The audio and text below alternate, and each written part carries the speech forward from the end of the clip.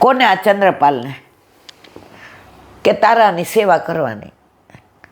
તને ખાવાનું મળે તો ધરજે, ન ખાવાનું મળે તું ભૂખો રહે તો જળ પીએ તો એને જળ પાજે. આવ્યું જંગલ. હવે આ લોકોને આને મારવાનું મન ન થાય. એ ક્યાં હસે છે, જો ગાલમાં ખાડા પડે છે. અને વાળ તો જબ કેવા સરસ છે. આ હાલે છે તો દડુકિયાની જેમ આમ. એ આને કેમ મારવો? આપણે આટલા જણાને માર્યા, પણ આવો પ્રેમ કોઈ ઉપર નથી આવ્યો હોય કે. એ કે તને મારવા લઈ આવ્યા છે. કૃષ્ણ કૃષ્ણ. તાર કાંઈ ખાવું છે? કૃષ્ણ કૃષ્ણ. અમારી પાસે ખાવાનું તને આપીએ? કૃષ્ણ કૃષ્ણ. તારી છેલ્લી ઈચ્છા શું છે? એ કે 10 મિનિટ આપો, મારા ઠાકોરજીની સેવા કરી લો, પછી મારી નાખો. તમે કહેતા હતા ને ખાવાનું લાવે, લાવો ભોગ. શાલિગ્રામજીને સરોવરમાં સ્નાન કરાવ્યું અને આપા ભોગ લઈ આવ્યા તો ખાવાનું. એ લીધો ને ધૈર્યો, પોતે લીધો પ્રસાદ. એ કે બસ હવે મારી, હવે કૃષ્ણ કૃષ્ણ મારી નાખો ને, હવે કૃષ્ણ કૃષ્ણ. ઓલા કે અરે આને નથી મારવા. પણ રાજાએ શરત કરી હતી દુષ્પદે કે આનું એક અંગ લઈ આવજો, એટલે મને ખબર પડે કે તમે આને મારી નાખો છે. હવે આ લોકો કે કરવું શું? તો ચંદ્રપાલને પગમાં, જમણા પગમાં 6 આંગળી હતી. અત્યારે ઘણાય હોય છે. એક ટચલી આંગળી કાપી લીધી, 2 હતી એમાંથી, અને ચંદ્રપાલને છોડી દીધો. એ કે તું છૂટો, તો કે કૃષ્ણ કૃષ્ણ. આંગળી બતાવી. રાજા કે લે જ્યોતિષને કે હવે તારું જ્યોતિષ. એટલે ઓલાનો ભાઈબંધ હતો એ કે હજી ખોટું નથી પડ્યું. આ દેખાય છે ને આંગળી કાપીને લઈ આવ્યો, માર્યો ને. અરે કટકે કટકા. હવે આ રાજા તો ચાલતો જ છો કે આને પહોંચાય નહીં. હવે ઓલો તો જંગલમાં ફળ ફૂલ મળે, ઠાકોરજીને ભોગ ધરાવે, પોતે લે. ત્યાં એક રાજાનો કાફલો જતો હતો. એ રાજાની ઉંમર થવા આવી હતી, પણ કંઈ હતું નહીં. તો આ ચંદ્રપાલને જોયો. હવે એ મોટો થઈ ગયો હતો, કિશોર અવસ્થામાં આવી ગયો હતો. એનો તેજ જોયું ને, રાજકુમારનો એનો તાલકો જોયો ને. એ કે આવો દીકરો હોય તો, એ કે આને પૂછું કોણ છો? એ કે તારું નામ શું? કૃષ્ણ કૃષ્ણ. ક્યાં રહેશ? કૃષ્ણ કૃષ્ણ. શું કરસ? ઠાકોરજી બતાવ્યા. કૃષ્ણ કૃષ્ણ. ચલ મારી સાથે, તો કે કૃષ્ણ કૃષ્ણ. રાજા કે આપણને કુંવર મળી ગયા. આ મારા પછીનો રાજવી. રાજમાં આવ્યા, સમ્રાટ જેવો એનો બધો આમ માભો, ઢોલ ને નગારા ને મૃદંગ ને ભેરી ને કળશ ને. રાજાએ કીધું મારા પછીનો રાજવી આ. રાજ તિલક કરી દીધું. રાણી કે આપણા રાજમાં હવે કૃષ્ણ સિવાય વાત જ નહીં કરવાની.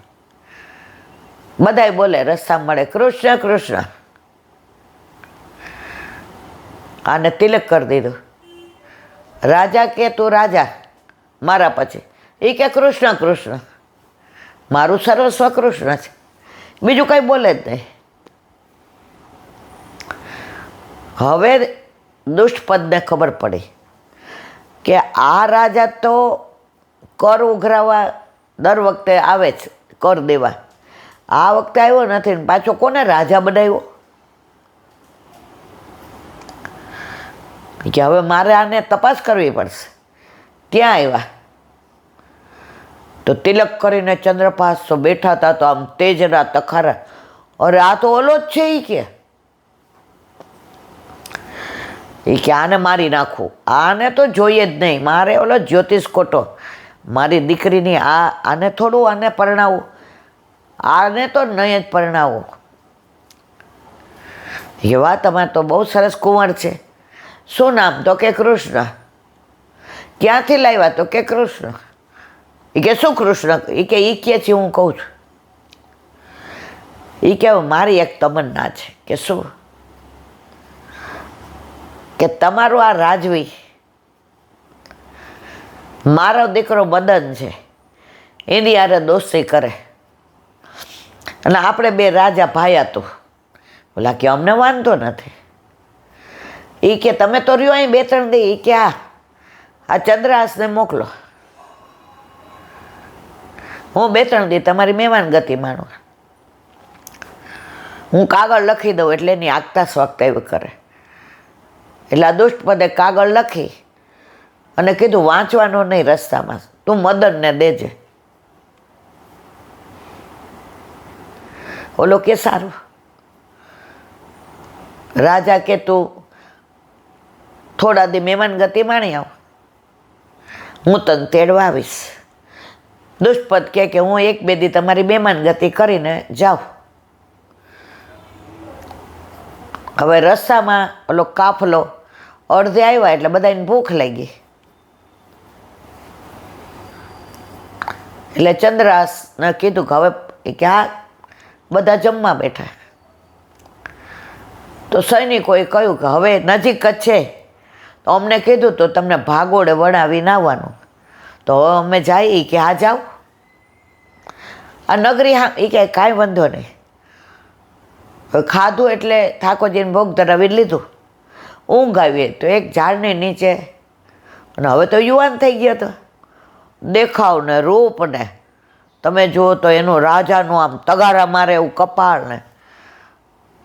હવે ખાધું તું ને સરસ વાયરો વાયો તો ઊંઘી ગયા. તો આ દુષ્ટપદની દીકરી કોણ? વિષયા. એ આ બગીચામાં ફરવા આવી. એ કે આ કોણ? શું? તો એને ખબર નહીં હોય, મારો બગીચો જ બહાર લખ્યું છે વિષયા બાગ. અહીંયા કોની હિંમત આવી શકે?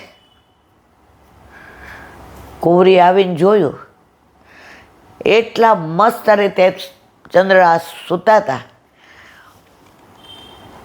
લટ બધી લહેરાતી હતી, કપાળ જગારા મારતો હતો, 5 હાથ પૂરા, અને રાજવીનું તિલક કર્યું હતું એ એમના નહોતું, ગળામાં હીરાના હાર. અરે છે તો રાજવી, પરણું તો આને જ પરણું, નહીંતર કુંવારી રહું.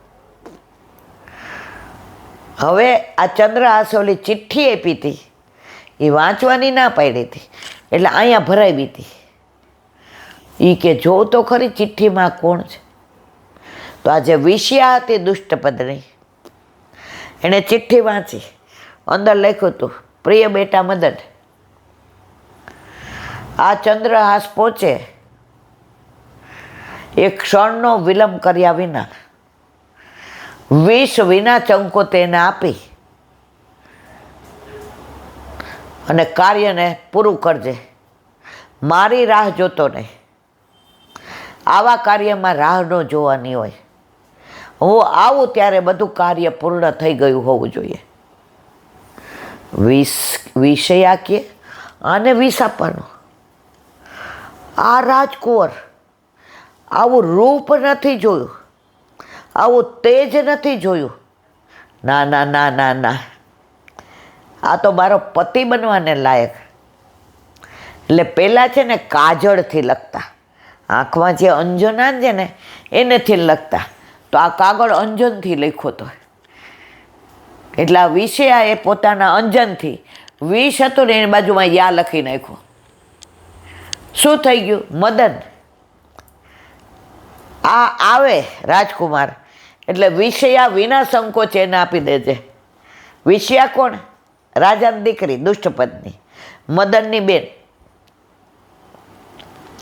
આમાં મારી રાહ ન જોતો, જ્યોતિષ પ્રમાણે આ કાર્ય તરત કરજે. ચિઠ્ઠી પાછી બાંધી દીધી.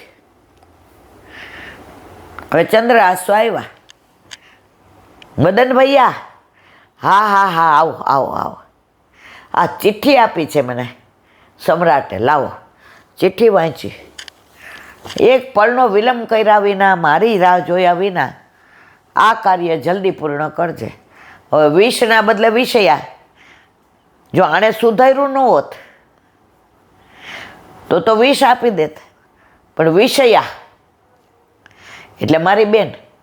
અરે પિતાને આટલી વાલીને એને રાણી સાહેબે કે નહીં, તાર પિતાની આજ્ઞા છે, અત્યારે ને અત્યારે જ પુરોહિતને બોલાવો, દુલ્હા દુલ્હનને તૈયાર કરો, રાજમાં ઢંઢેરો પીટાવો, રાજમાં જમણવારી કરો, તોરણ બંધાવો, ફટાકડા ફોડો, ઢોલ ત્રાસા, અને રાજમાં તો માહોલ બની ગયો.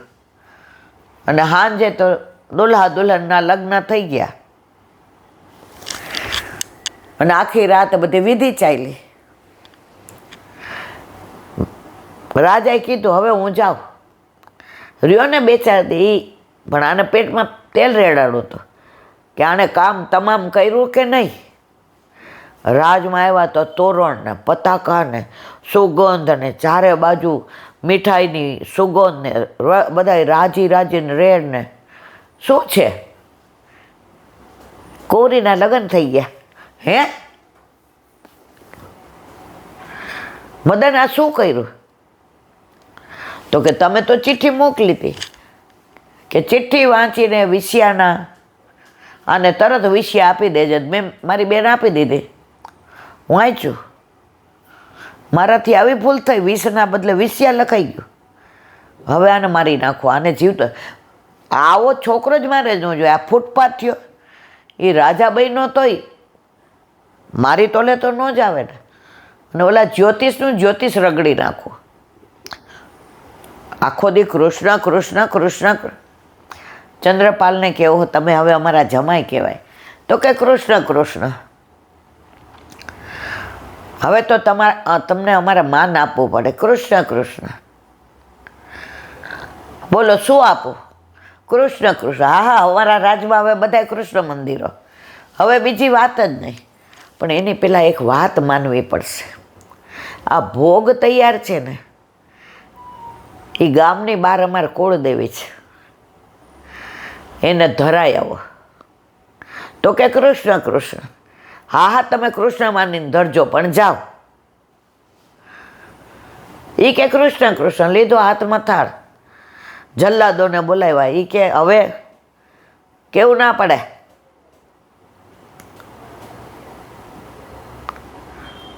ઓલા જલ્લાદોને કે તમે બીજા જલ્લાદોને મોકલો, તમે અહીંયા રહ્યો. એ ભાગીને આવે ને તો તમારે અહીંયા મારામારી કરવાની.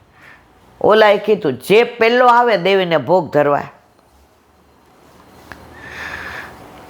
એનો લાડવો કરી નાખવાનો, તમામ પતાવી દેવાનો. ચંદ્રહાસ તો નીકળ્યા.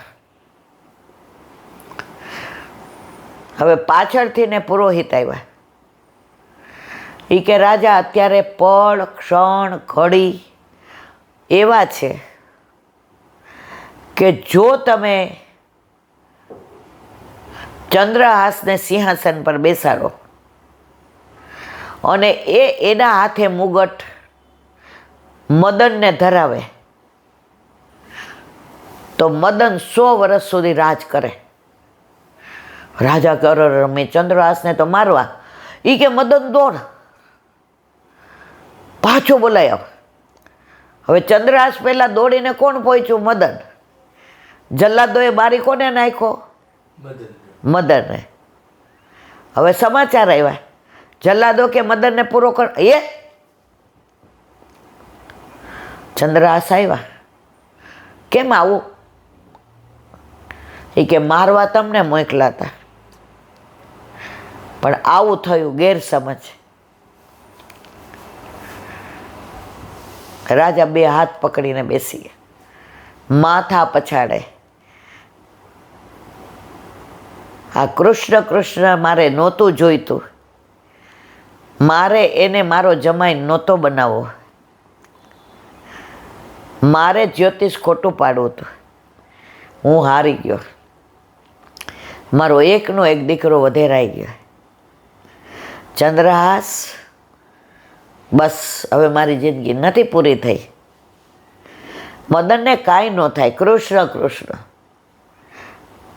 ત્યાં જઈ મદનનું ધડ ઉપર મૂકીને કે કૃષ્ણ કૃષ્ણ કૃષ્ણ કૃષ્ણ કૃષ્ણ મારા માટે વધારાયો છે. મદન આળસ ભરીને કે કૃષ્ણ કૃષ્ણ કૃષ્ણ કૃષ્ણ. મદનને લઈને આવ્યા. રાજા રાજી રાજીને રેડ થઈ ગયા. ચંદ્રહાસે તિલક કર્યું રાજવીનું. રાજા કે હવે અમે તમારા ખંડિયા. ચંદ્રહાસજી તમે અમારા સમ્રાટ.